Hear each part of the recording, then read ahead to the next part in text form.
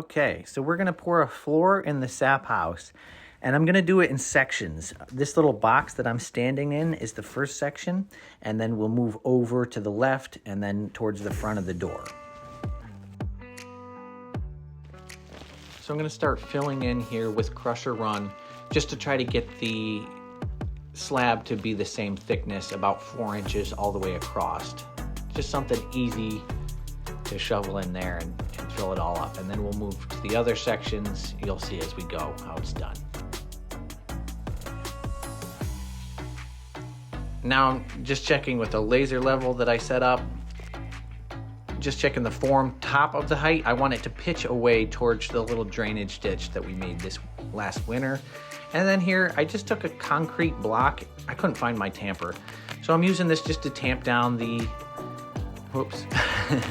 Just using it to tamp down the Crusher Run so it's kind of solid. Now we're cutting rebar. And I'm just laying out a grid pattern just to make it strong. I had a bunch of rebar laying around.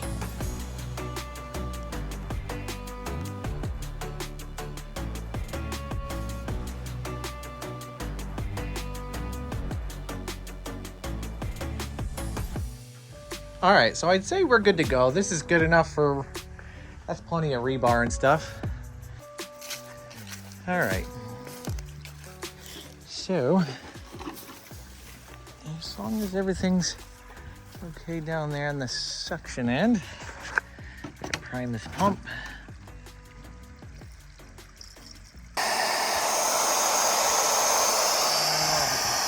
Oh, there she goes. Now we're cooking.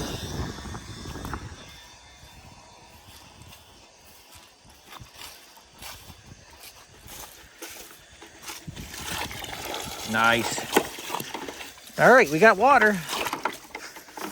Let's see if I can find another pail. There we go.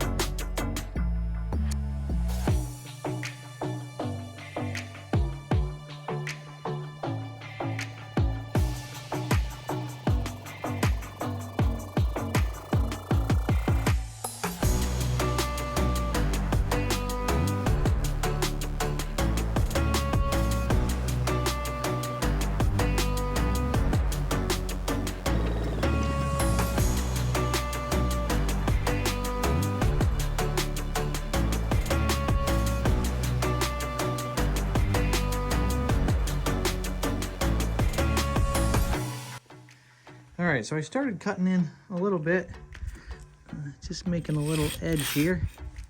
I think it's hard enough now.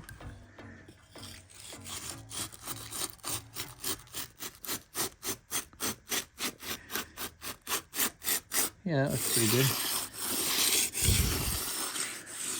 Forming nicely.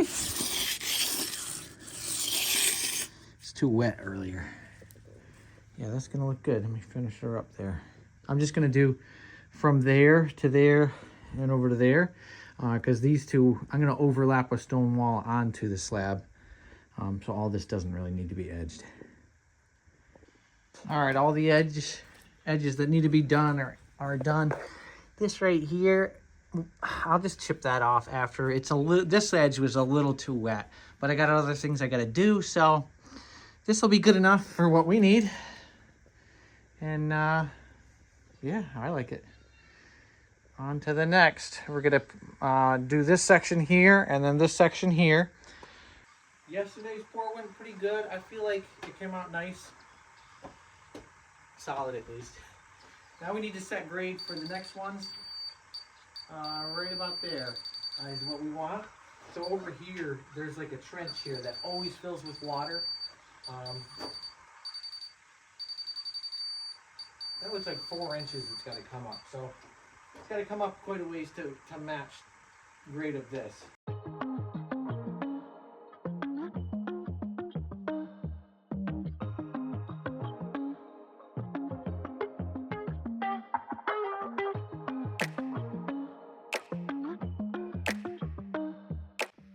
So it's looking pretty good in here.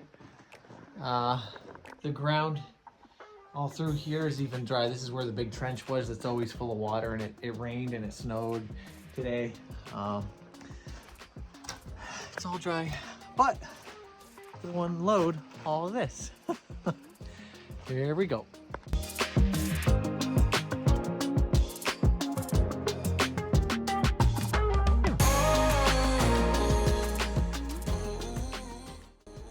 Well, it's done. Got them all. Doesn't look that big anymore. 42 bags is a lot of concrete. My wrists are killing me. I don't exercise, but if you find yourself doing this kind of stuff every now and then, yeah, I think it's okay to tell people you exercise.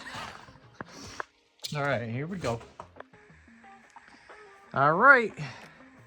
Here's pour number 2, all graded off and ready. It's tamped down and compacted, and we've got our rebar in. Should be ready for a nice little 3.5-inch slab.